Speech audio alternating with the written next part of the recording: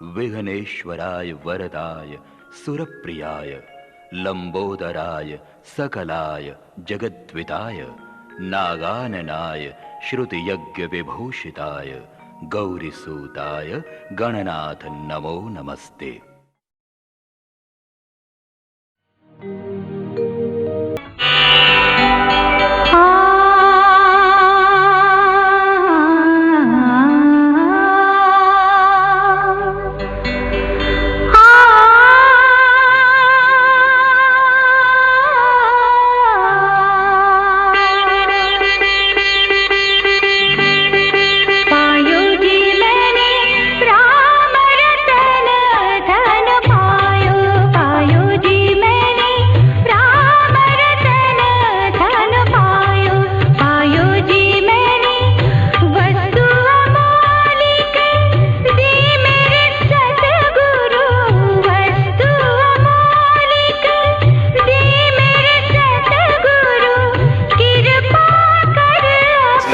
हे पुराण परमात्मा, हे पुराण परमात्मा, हे पावन हो जीवात्मा, पावन हो जीवात्मा,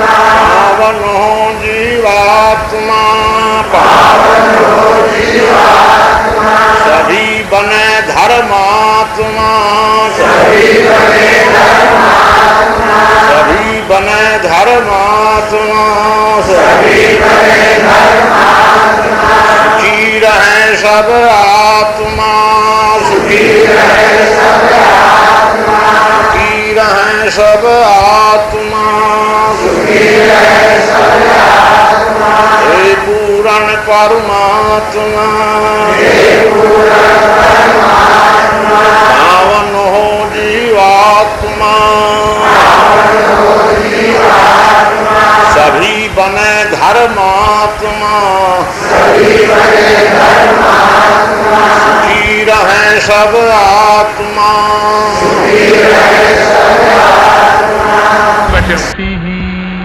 तो पिता भी मेरे शरीर से भी बलिष्ठ शरीर वाला है, लेकिन लकवा हो जाने से अशक्त हो गया है। और उसका पुत्र भी अध्यापक है तलोथू में, और उनका शरीर भी। तो अपने पिता को उन्होंने दर्शन की इच्छा की तो लेकर आए, तो वो भी सामने बैठे। तो पुत्र अपने पिता को ओर देखकर नहीं, मेरी ओर देखकर कहते बाबा बड़े क्रोधी है। तो 5-7 बार कहा तो तमतमा गए हो। यद्यपि लकवा आया है, अपने आप चल नहीं सकते, परंतु क्रोध इतने जोर से आया कि मोह लगता है बुझा कि अब आदमी नहीं रहा। तो मैंने हंसकर कहा बूढ़े से बूढ़े मिले करें बूढ़े की बात, और मूर्ख से मूर्ख मिले गाली घूसा। तुमको कहा बूढ़े से मिलने आए तो यहां बूढ़े हो जाइए, बूढ़ माने बूढ़। तो बेटा कहता है कि बाबा हम झूठ नहीं क्या बोला, देखिए यही दे। तो उसका क्रोध उतर गया। कल बाबा जो कुछ कहते हैं ठीक कहते हैं। अब जब शरीर रोगी हो जाता है तो चिड़चिड़ाहट जो है वो अक्सर स्वाभाविक हो जाता है। स्वाभाविक न कहकर मैंने उसको क्योंकि बस में नहीं है अपने आप में, तो स्वाभाविक कहा जाएगा। यद्यपि प्रेम स्वाभाविक है, द्वेष स्वाभाविक नहीं है। अगर स्वाभाविक होता, क्रोध स्वाभाविक होता, तो फिर उसको छोड़ने का कोई प्रयत्न नहीं करता। मैल स्वाभाविक होता तो फिर कपड़े धोने की, जूठन स्वाभाविक होती तो कोई बर्तन मांजता क्यों। तो उसको स्वाभाविक तो नहीं कर सकते, परंतु जिसको पल पल में क्रोध आता है तो उसको स्वाभाविक सा कह सकते हैं समझने के लिए। तो इस प्रकार दोनों में परस्पर घंटों। तो अंत में उसने कहा बाबा हमारे छोटे बेटे को आशीर्वाद दीजिए, वो भी अध्यापक है, वो दूसरी जगह है। 2 बेटे हैं, तो बड़ा तो उनको लेकर आया था। तो बोलो देखिए बाबा हमारे लिए आशीर्वाद नहीं मांग रहे हैं उनसे, तो उनके लिए आशीर्वाद। और मैं इनको रखता हूं अपने पास, गांव पर नहीं रहने देता हूं कि वहां कीचड़ है, तो मुझे मेरे लिए आशीर्वाद नहीं मांग रहा है। तो फिर उसने कहा नहीं, उसके लिए आशीर्वाद दीजिए। तो मैं छोटा बेटा सबको प्रिय होता है, क्योंकि कभी कभी आता है तो साथ बराबर रहता है, तो बराबर रहने वालों में अनबन होती ही, गुण दोष उसके प्रति प्रकट होते हैं। और जो दूर रहता है, आपका कोई मित्र जब दूर से आता है तो आप गदगद होकर अगर वो आपके साथी रहने लग जाता, कभी न कभी बोझ महसूस हो जाएगा। ये सभी विद्वानों का अनुभव है कि जिसका शरीर दूर दूर है उसमें इतना आकर्षण रहता है, प्रेम का करंट रहता है। जब मिलते हैं तो लगता है छाती से छाती मिलकर माने एक दूसरे में एक दूसरा प्रवेश हो जाए, ऐसा देखा गया। परंतु जो घर में बराबर रहते हैं वो खटपट, क्योंकि मनुष्य में इतनी सहनशीलता, मनुष्य के साथ बहनें भी हैं, बहनों और कम से सहनशीलता हो। यानी जब पतो दूर थी कभी कभी आती तो उतना झगड़ा नहीं, लेकिन जब बराबर रहने लग गई तो बस बात बात पर झगड़ा रगड़ा सगड़ा। तो ऐसा मैंने देखा जाता है कि हमारे मन के भीतर की कमजोरी है कि हम उसको अपने प्रति झुकाना चाहते हैं, तो हमारी सेवा करे, हमें प्रणाम करे, तो प्रणाम तो उसको करना ही चाहिए, लेकिन वो उसका लाभ है, हमारा लाभ नहीं है। अब हमारे शरीर को आप प्रणाम करें ना करें इससे क्या लेना देना। हमारा हृदय तो प्रणाम करने कराने से ऊपर उठ गया, परंतु जो प्रणाम करने का अर्थ आपके हृदय में जो विनम्रता होती है वो आपके भीतर उसका संस्कार संचित होता है। दूसरे को प्रणाम करने का अर्थ ये नहीं है कि किसी को, लेकिन हाँ व्यवहार में उसको निमित्त माना जाता है। जैसे प्रतिमा, मूर्ति, सूर्य के सामने हम लोग तो 12 आसन ही करते हैं, सूर्य के 12 मंत्र हैं और 12 उसके आसन। तो सूर्य को निमित्त बनाकर अपने अंग उपांगों को हम लोग सुडोल, निरोग, सुंदर, स्वच्छ बनाते हैं। तो लाभ किसको मिलता है? जो क्रिया, जिसके द्वारा क्रिया होती है उसको। लेकिन क्योंकि हम निमित्त पिता को बनाएंगे, गुरु को बनाएंगे, पुत्र पिता को, माता को, इत्यादि को, जैसे अपने पूज्य अवतार को बनाएंगे, प्रतिमा को बनाएंगे, मूर्ति को बनाएंगे, मंत्र को बनाएंगे। तो इस तरह से हमारा धर्म हमें कहता है जब अध्यात्म की अनुभूति होने लगती है तो पता चलता है कि हम जो दूसरे के प्रति द्वेष करते हैं वो द्वेष अपने प्रति है। तो आज के गीता के प्रसंग में आपने सुन लिया सब।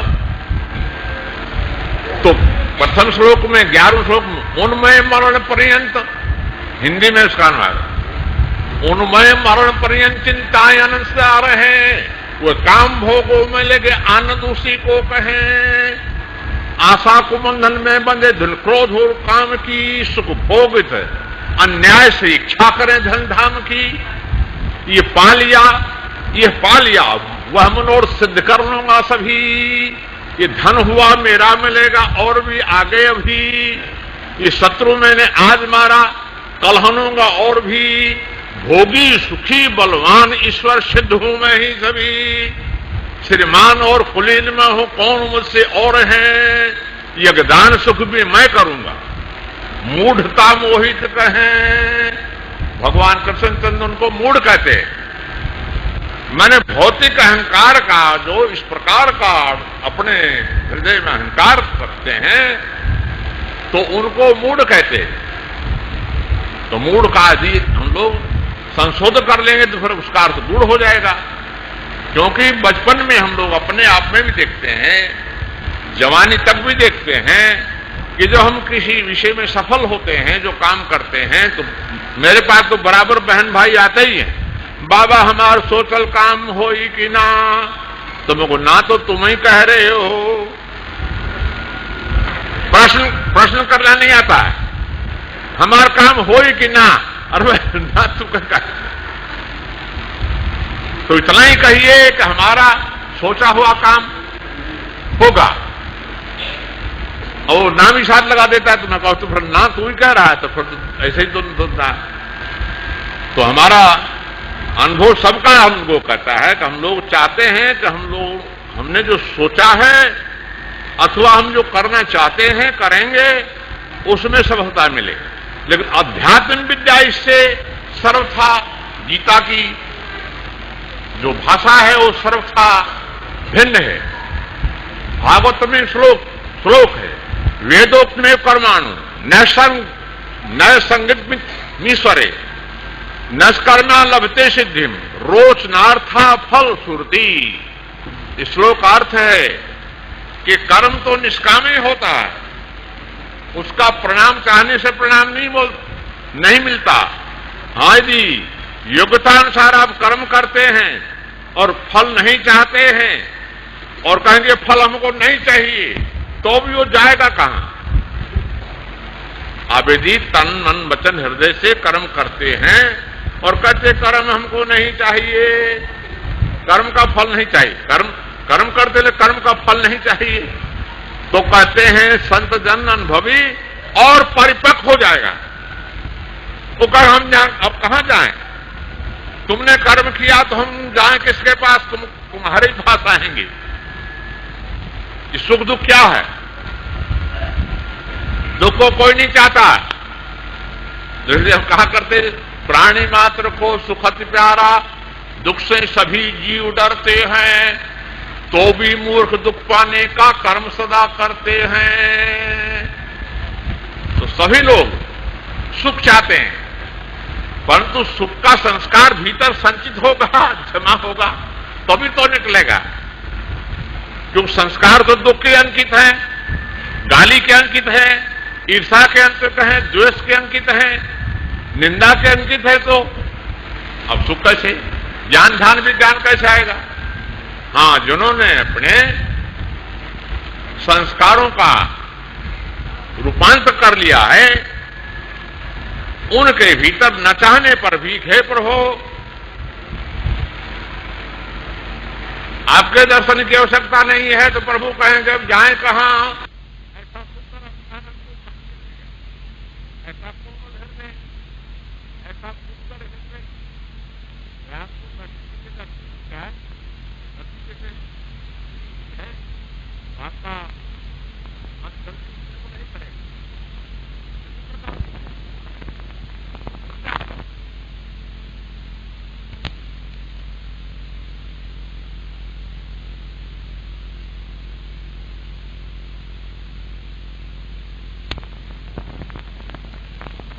इस अध्याय का गुण है दैवी संपदा और आसुरी संपदा, दो प्रकृतियों का विवेचन है। तो दैवी प्रकृति के 26 गुण तो सर्वप्रथम 3 श्लोकों में कह दिए। अब पूरे अध्याय में आसुरी संपदा के अवगुणों का दिग्दर्शन कराया गया, क्योंकि अधिकतर हम लोगों के भीतर आसुरी दुर्गुणों का परिवार रहता है, और इन्हें जिन्हें बहन भाइयों में सुसंस्कार पहले के, जिनका हृदय सरल तरल विरल होता है स्वाभाविक, जैसे कोई बहनें हैं वो गाली बकना नहीं जानती, ऐसी शायद कोई होगी। कोई भाई है जिसके मुंह से गाली नहीं निकलती, वो कोई होगा। इसलिए जिसने जीवन में गाली नहीं बकी उसको मुंह से नहीं निकलेगी। हम लोग अनुभव करते हैं, बोलने लगते हैं, प्रवचन करते हैं, तो जो शब्द कई बार बोला है, जो कथा कई बार कही गई है, वो कथा पुनः बिना चाहे भी आ जाती है। परंतु जो शब्द हमारा हृदय कहता है, जो शब्द हम नहीं चाहते वो भी आ जाएगा। लेकिन जिसको कभी बोला नहीं, सोचा नहीं, समझा नहीं, पढ़ा नहीं, वो शायद ही कभी अपवाद में कहीं भीतर बैठा हुआ हो पहले का, वही आता है। तो इसलिए हमारा और आपका सबका अनुभव कहता है। तो हमारे संतों ने बताया कि एक साधक से कहा, बेटा ये कबूतर लो और जहां कोई दुनिया में इसको नहीं देखता हो तुमको इसको, तो उसको गर्दन तोड़ के लाओ, तुम्हारी हम परीक्षा ले रहे हैं। तो गया आश्रम के पीछे, गर्दन तोड़ लाया। दूसरे से कहा तो दिन भर आया ही नहीं। दूसरे दिन आया, उसने कहा कहां तू गया था? अरे सरकार हम तो सारे जंगल घूम आए, सारे शहर घूम आए सर, अब तो अकेला कोई है, अब तो एक तो कबूतर है, एक हम हैं, दो हैं। तो आपने कहा कोई देखता ना हो, फिर आकाश है, पृथ्वी है, पर आप तो जानते ही हैं हमारी आंखें हैं, उनकी आंखें, इंद्रियां हैं, कितने परिवार इसमें, कितना परिवार है, उसकी व्याख्या करने लगा। तो समझ गया हाँ, इसके भीतर सुसंस्कारों का समूह अधिक है और उसके भीतर नहीं के बराबर है। उसने बस आड़ कर ली और थोड़ा सा पर्दा कर लिया और कोई नहीं देखता है। तो जो संस्कारी होता है उसको ज्ञान हो जाता है कि हम मनुष्य से भले छिपा देंगे किसी भी क्रिया को। हम लोग जैसे हम चोरी करते हैं तो चोरी का अर्थ है छिपाना, तो आप किसी से भी छिपा देंगे, लेकिन अपने आप से, अपने मन से, अपनी बुद्धि से, और परमात्मा की बात तो मैंने बाद में आएगी, देवताओं से नहीं छिपा सकते हैं। इसलिए जो जवानी में, बचपन में भी जो क्रूर काम हुआ होगा, बुढ़ापे में भी जब कोई आपत्ति आएगी तो आपको याद आ जाएगा और कभी न कभी संस्कार में आ जाएगा, रील की तरह। चाहे अच्छा भी किया हो, अगर अच्छा है, जब सबल है तो वो भी आ जाएगा, निर्बल है तो नहीं आएगा। जैसे आप भजन करते धीरे धीरे, उसमें फोर्स नहीं है तो सपन में नहीं आएगा, क्योंकि क्रिया ऊपर ऊपर है, स्थूल है। आज के भजन में जी तल्लीनता है, संलग्नता है, और ऊपर से आप व्यवहार भी करते हैं तो सपन में। हमारे भक्तों में कई ऐसे ब्रह्मचारी हैं जो व्यवहार में उतना अच्छा नहीं बोल पाते और रात में सोने में, नींद में बैठ करके पड़ोसन बोलने लगे, उसको पता नहीं है। यानी जागने में उतना अच्छा नहीं बोल पाते हैं जितना सपन में बैठकर बोल जाते हैं, उनको पता नहीं है। तो इस तरह से हमारे भीतर, हम जिसको खराब सपन कहते हैं वो खराब नहीं है, क्योंकि हमने खराब देखा है, खराब सुना है, खराब कहा है, तो खराब संस्कार भीतर होंगे तो वही सपन आएगा। तो जिसने अच्छा सुना है, अच्छा देखा है, अच्छा पढ़ा है, अच्छा बोला है, और जब उनका खूब गहरा प्रभाव पड़ जाएगा तो आप चाहिए कि हे प्रभु हमको आज खराब सपना आवे तो नहीं आएगा, और इसके भीतर खराब संस्कार संचित हो, रोज कहे हे प्रभु, उसको वर्षों कहना पड़ेगा। और वर्षों कहने के बाद फिर सपने से हम लोगों की जांच होती है कि हमारी ऊपर की पूजा भीतर प्रवेश की है कि नहीं। माताओं को पूछो, किसी किसी को कभी गाली का भी, झोटा झोटे का भी सपना आ जाता होगा, क्योंकि वो भीतर की प्लेट पर, जैसे हम लोग सिनेमा देखते हैं तो फिल्म पर चित्रांकित रहते हैं, ऐसे देखेंगे तो छोटे छोटे दिखते हैं, लेकिन जब सिनेमा के पर्दे पर विद्युत के सामने जाते तो बड़े बड़े दिखाई देते हैं। तो ठीक इसी प्रकार संस्कार में हमारे हृदय की छोटी सी फिल्म पर है, ऐसे दिखाई नहीं देते, लेकिन सपन में जब जाएंगे ऊपर की चेतना भीतर सुकुड़ जाएगी, तब वो रील चलेगी। और जो अच्छे साधक हैं उनको सपना आते हैं ऐसा होने वाला है, कल परसों आगे की सूचना भी सपने में मिल जाती है, परंतु ऐसे साधक बहुत कम होते हैं। इसलिए आज का प्रकरण था कि आप लोगों को क्रूर संस्कारों से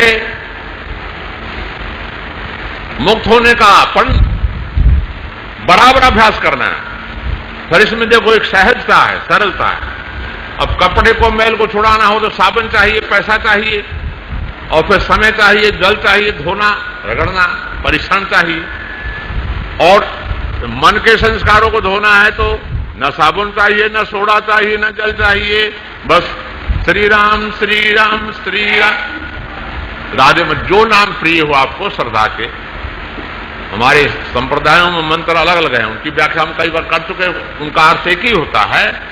तो जो सुचिंतन है आपको प्रिय हो, सुसमन सुपठन, तो हम भक्तों से कहा करते जब गीता सपने में होने लगेगी अपने आप, कान शरीर में प्रवेश कर जाएगी, तब आपको बाहर से पाठ करने की आवश्यकता नहीं। लेकिन हाँ, जब तक वहां प्रवेश नहीं करेगी, जैसे विद्युता जब तक हमारे भीतर अंकित 13, 14, 15 का पाठ किया और तो रामचरितमानस और लक्ष्य का पाठ किया, तो अध्याय 13 में बताया कि क्षेत्र और क्षेत्र 2 प्रकार की प्रकृति हमारे शरीर के साथ है, अथवा ब्रह्मांड में जितने प्राणी पदार्थ हैं उनमें 2 ही शक्तियां अप्रधान काम करते हैं। एक चेतन है, सचेतन है, एक जड़ है। तो जैसे ईंधन जड़ होता है, उसके अपेक्षा अग्नि सचेतन होती है, अथवा जितने पंखे जितने हैं यहाँ वो सब जड़ है, और करंट जो है सचेतन है। तो इसी प्रकार हम लोगों का शरीर जो है पृथ्वी जल अग्नि हवा आकाश की प्रकृति से बना है, तो जड़ है, और उसको संचालन करने की शक्ति देने वाले जीवात्मा सचेतन है। तो इस प्रकार हम लोग इस जड़ वर्ग को जब समझ लेते हैं, तो जैसे हम लोग व्यवहार में अपने हथियारों को पहले से स्वच्छ रखते हैं, पवित्र रखते हैं, तैयार रखते हैं, तेज रखते हैं, ताकि समय अनुसार काम करने में दिक्कत न हो, तो इसी प्रकार जो समझदार भक्त होते हैं वो अपने तन मन वचन हृदय को पहले से सचेत कर लेते हैं, सजग कर लेते हैं, साफ सुथरा कर लेते हैं, ताकि कोई प्रतिकूल अवसर आवे तो सहर्ष सहने की शक्ति इसमें हो। इसलिए पूजा पाठ सत्संग भजन करने का मतलब है कि मनुष्य की बुद्धि जो कम होती है वो घबरा जाता है, और कम बुद्धि वाले आलसी निठल्ले परमादी बन जाते हैं और अंत में फिर पछताते हैं। परंतु जो समझदार होता है, जिसकी समझ प्रभु के प्रति समर्पण होती है, सुचिंतन सुसर्वण सुमनन सुपठन करते करते समझ स्वच्छ हो जाती है, तो अपने कर्तव्य का समय अनुसार निष्पालन करते हैं। इसलिए उनके शरीर का व्यायाम भी होता है, शरीर स्वस्थ भी होता है और ज्ञानवर्धक होता है। इसलिए 13वां अध्याय में बताया कि जो भी इस रहस्य को समझ लेता है वो जान जाता है कि दृष्टावन मनता सदा भरता प्रोक्ता सीमा है, इस देह में परमात्मा उस पर पुरुष को है कहा। तो जैसे इस शरीर का संचालन जीवात्मा से होता है, इसी प्रकार अंतरात्मा जीवात्मा का प्रकाश जो है परम प्रकाश परमात्मा से आता है। इसी प्रकार फिर 14वें अध्याय में बताया कि शरीर में 3 गुण होते हैं, जिसको हम लोग कहते हैं रज सत तम। तो सोने को तमोगुण कहते हैं, सपन देखने को रजोगुण कहते हैं, जागृत अवस्था को सतोगुण कहते हैं। ये तीनों अवस्था समस्त प्राणियों में होती हैं। तो इन तीनों को जो समझ लेता है वो कभी दुखी नहीं होता, परंतु जो अपनी प्रकृति को नहीं समझता बहुत दुखी होता है। जैसे तमोगुण प्रधान वाले व्यक्ति को जो सपना आएंगे डरावने भयावने, तो उसमें भूत लग गया। कल ही भक्त आए हुए थे कि एक रात में अंधेरे में एक हाथ आता है कटा हुआ, उसके पीछे शरीर नहीं रहता है, और हाथ आकर के हमारे पेट को पकड़ लेता है। वो हाथ नहीं है, वो तुम्हारे भीतर की एक भावना का चित्र है। सपन सभी को आते हैं, तमोगुणी मनुष्यों को डरावने भयावने आते, वो डर जाते हैं।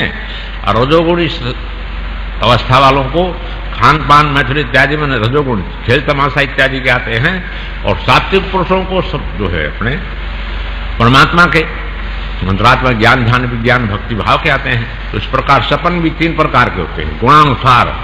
जिन गुणों को जो समझ लेता है वो निडर हो जाता है, निर्भीक हो जाता है, सब हो जाता है। इसी प्रकार फिर 15वें अध्याय में बताया कि क्षर और अक्षर से परे में से सुन संसार में इस हेतु पुरुषोत्तम कहा वेद लोकाचार।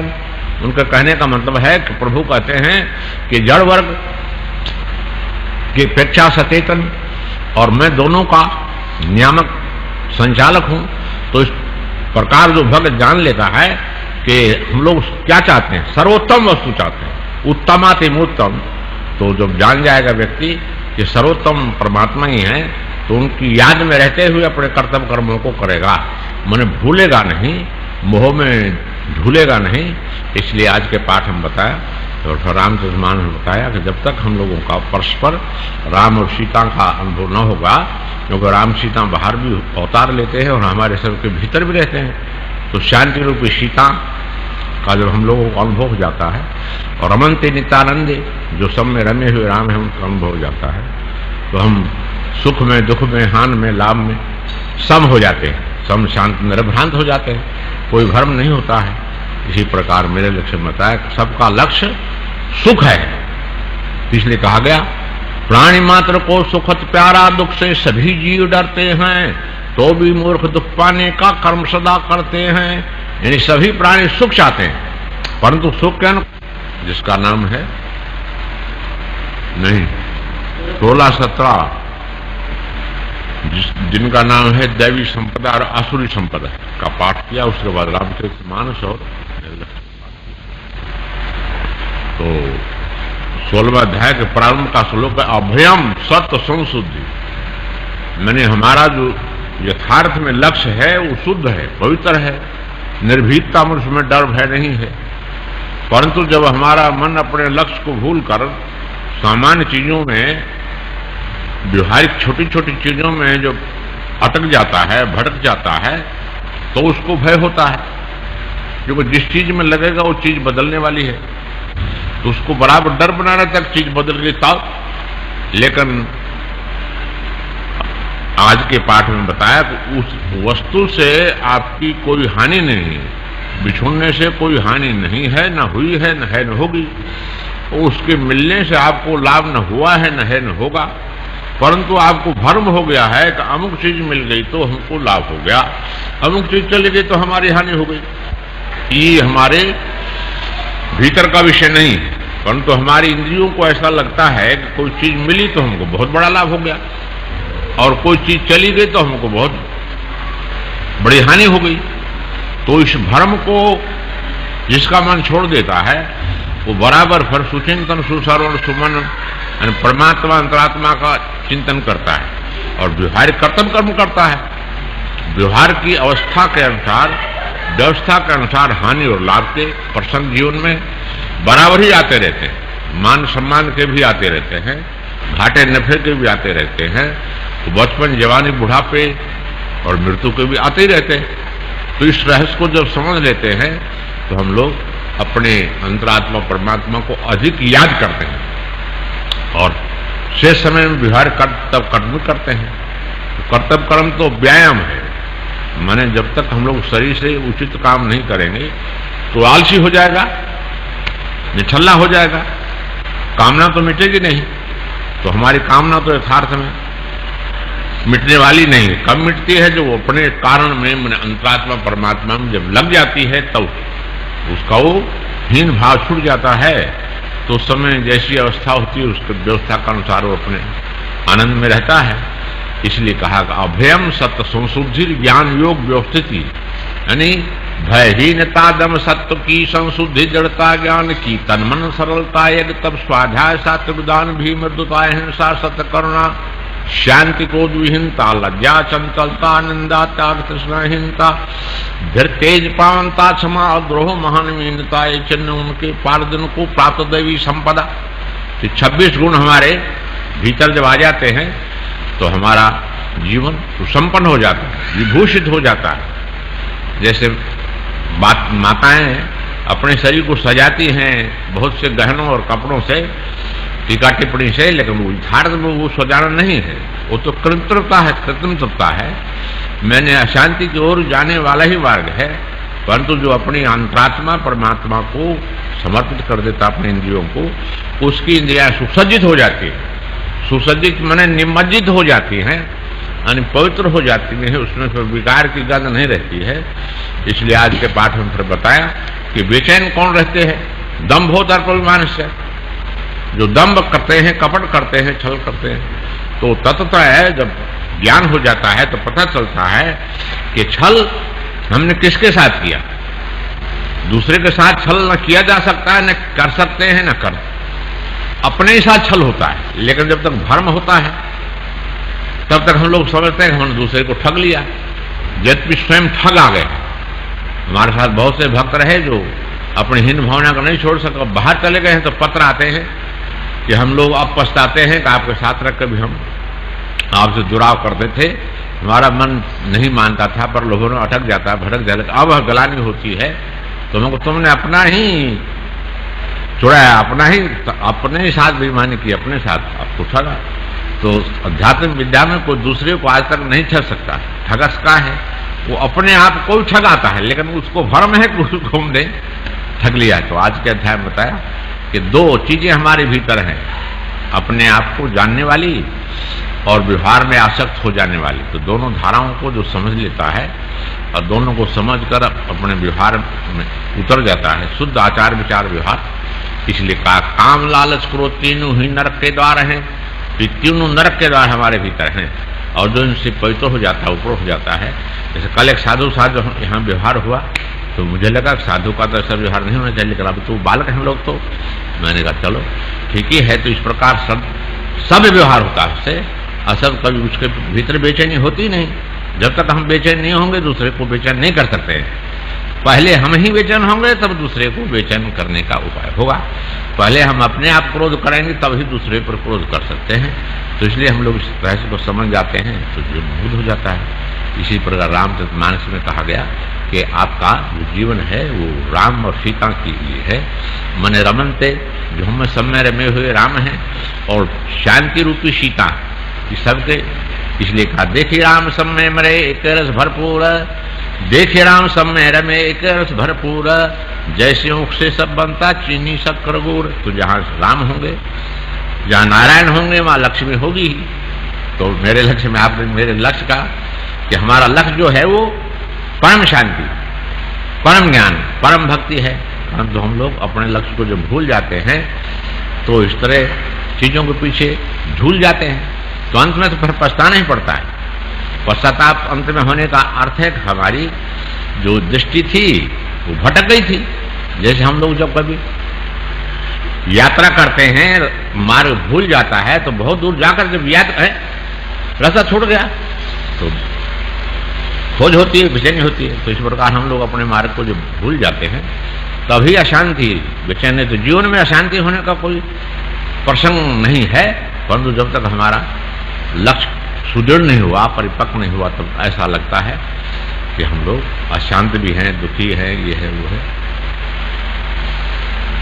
इसलिए श्री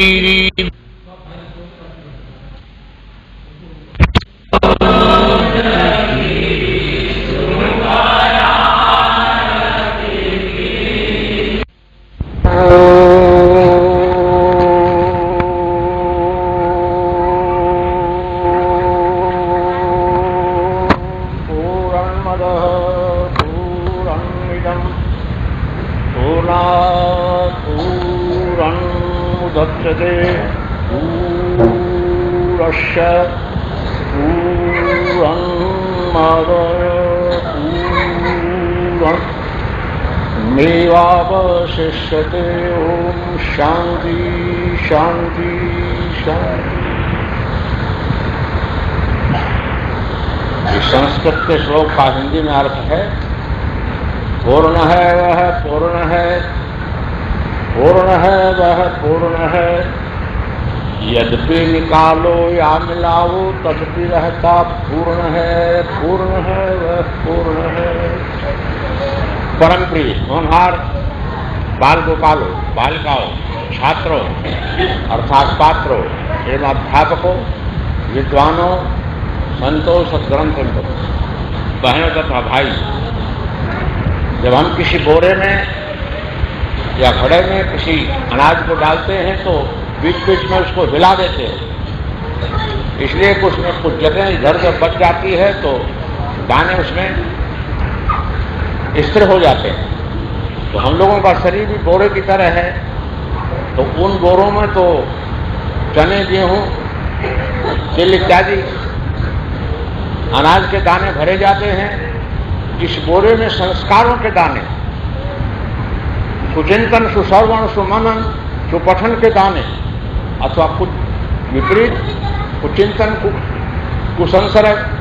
तो यहाँ तो सुचिंतन, सुश्रवण, सुमनन, सुपठन का विषय है। तो दानों को हम लोग देख नहीं पाते हैं। तो आज एक साधु बताए जो दाढ़ी रखे हुए हैं, साधु तो अभी बनने वाले होंगे लेकिन बने नहीं, लेकिन भेष बनाए।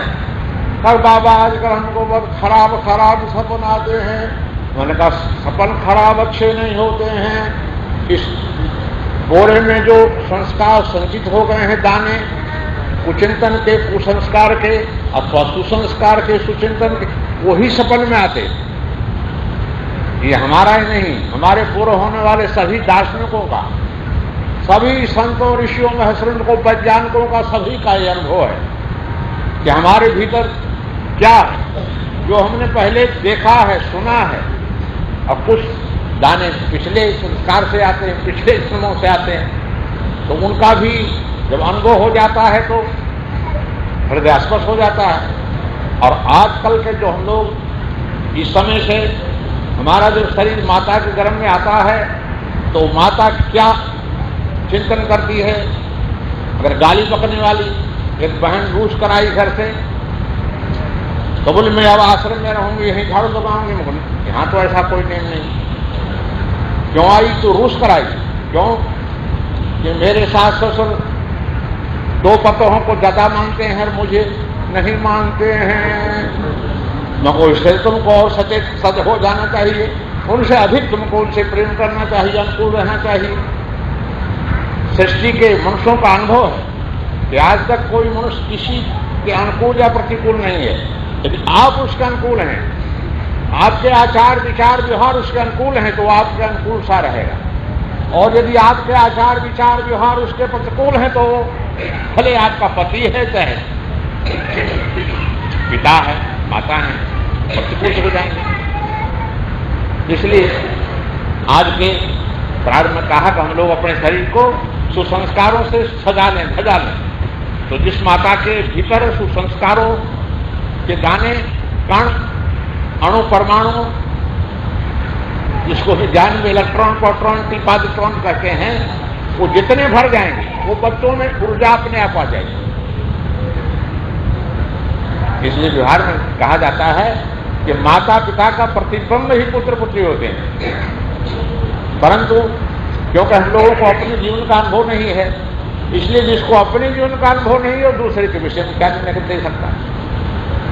इसलिए प्रभु का नाम ले लो सहर मिलेगा, प्रभु का नाम ले लो सहर मिलेगा, प्रभु का नाम ले लो सहर मिलेगा, प्रभु का नाम ले लो सहर मिलेगा। गीता का ज्ञान ले लो किनारा मिलेगा, गीता का ज्ञान ले लो किनारा मिलेगा, गीता का ज्ञान ले लो किनारा मिलेगा, गीता का ज्ञान ले लो किनारा मिलेगा। मानस का प्रेम ले लो इशारा मिलेगा, मानस का प्रेम ले लो इशारा मिलेगा, मानस का प्रेम ले लो इशारा मिलेगा, मानस का प्रेम ले लो इशारा मिलेगा। ये ब्रह्मांड जो है वो क्रियाओं का एक बेहद ग्रंथ है। इसमें अनेक भाषाएं हैं, अनेक आचार विचार व्यवहार हैं। तो हम लोग सब लोग सीखने के लिए आए, परंतु परंपरा है कि जो सिखाता है वो सीख भी जाता है, जो समझाता है वो समझ भी जाता है, जो पढ़ाता है वो पढ़ भी जाता है। ऐसा नियम है, क्योंकि कर्म विपाक है। जब हम सूर्य पर थूकेंगे तो थूक लौटकर हमारे ऊपर ही आएगा। शीशे को देखेंगे तो हमारे मुंह का प्रतिबिंब हमारे ही सामने आएगा। तो हम जैसा दूसरों के विषय में सोचेंगे वही प्रतिबिंब हमारे हृदय में संचित हो जाएगा। तो इसलिए आज के श्लोक में कहा, जो दोष बुद्धि विहीन मानो नित्य श्रद्धा युक्त हैं, वह नित्य श्रद्धावान जन मेरे अनुसार चलकर मुक्त हैं। परम प्रभु कहते हैं कि जिनमें श्रद्धा है, ज्ञान है, विज्ञान है, ध्यान है, वो सिद्धांत को, विधान को, परंपरा को जानकर चलते हैं, तो उनकी बुद्धि में दूसरों में दोष देने की कमजोरी नहीं होती। ये लिख लो अथवा याद कर लो, जब दूसरों में कमजोरी दिखे तो समझो हमारे भीतर भी कमजोरी है, क्योंकि दूसरा तो अपनी अवस्था के अनुसार है, और हम अपनी अवस्था के अनुसार हैं। सभी बहन भाई अपनी अपनी अवस्था के अनुसार है, व्यवस्था के अनुसार है। तो हम पहले अपने आप को अच्छी तरह देख लें, अच्छी तरह समझ लें, उसके बाद हम दूसरों को कब समझा सकते हैं, जब जैसे कोई विद्वान हो गया, पढ़ गया, शिक्षित हो गया, किसी कला को अच्छी तरह सीख गया तो सिखाने का अधिकार उसको आ जाता है। परंतु बिना सिखाए ही कोई सीख उसका दम्भ करे तो भी अधकतरा रह जाएगा।